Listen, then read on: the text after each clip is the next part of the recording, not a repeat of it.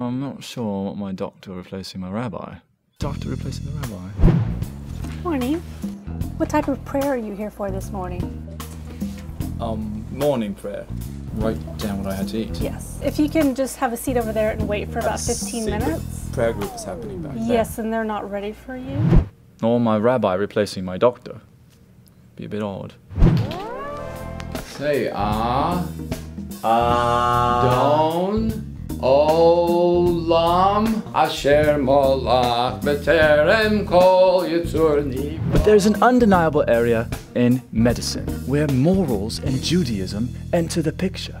One of the things that makes me most proud about my Jewish background is the fact that the Torah and the Talmud together have really addressed most of the issues that confront modern technology. It's mind-boggling how Judaism's oldest book holds clues to modern medical dilemmas that we have today.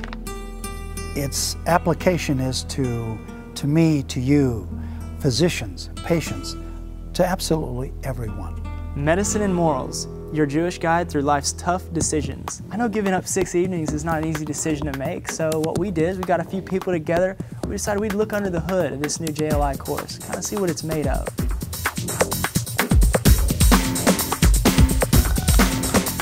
There is a rabbi in England, Rabbi Pink, who has a personal passion for the subject of medical ethics. And he started giving lectures on the subject to groups of doctors. Many locals who weren't doctors actually wanted in on these very relevant yet unknown issues.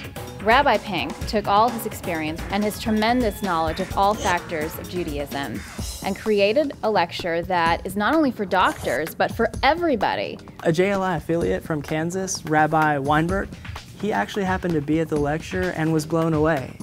He contacted Dr. Silverstein, who's in charge of the JLI curriculum development.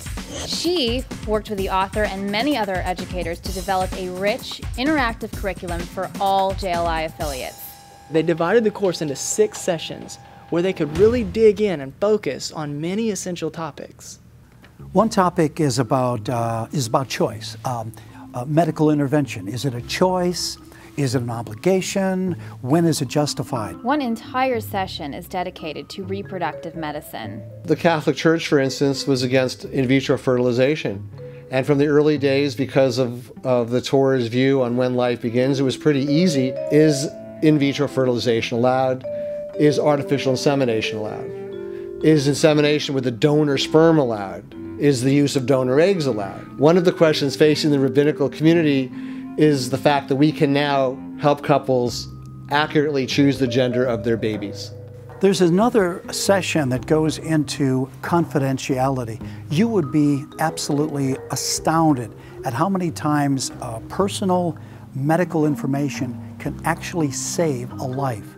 People want to know, Rabbi, I have this incurable disease. Should I tell the one I'm dating about it? What are the deciding factors for parents, for physicians? The session goes right into that. In all of the pilot sessions of this course, there were many questions about Judaism's view on mental illness. So there is an entire session dedicated to this very delicate subject. How do we balance the notion of protecting the interests of someone who cannot act as an advocate on their own behalf and allowing them inclusion into mainstream life to as much of a degree as possible? There is a session that deals with organ donation. And am I allowed to donate an organ? Am I obligated to save a life?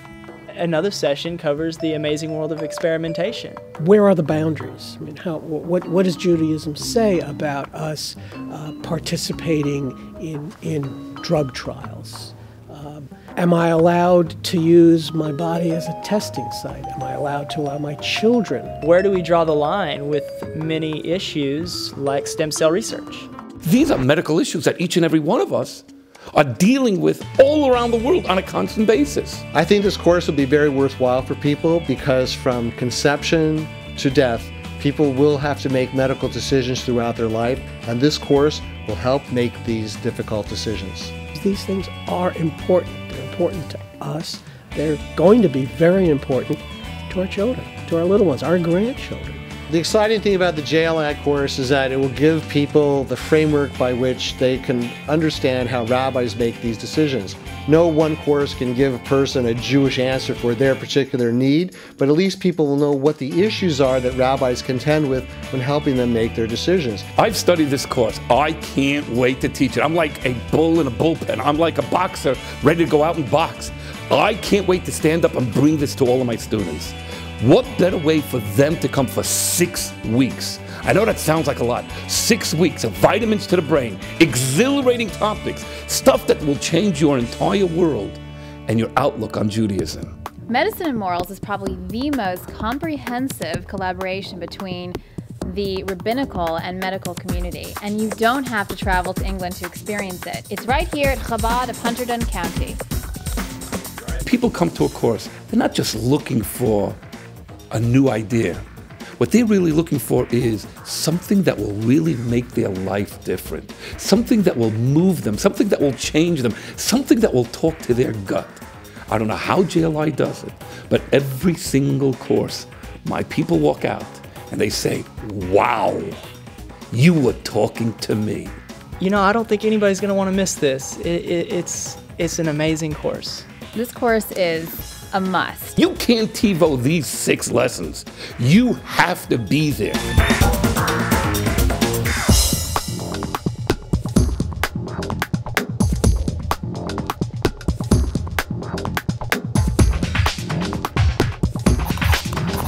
Visit myjli.com to reserve your seat.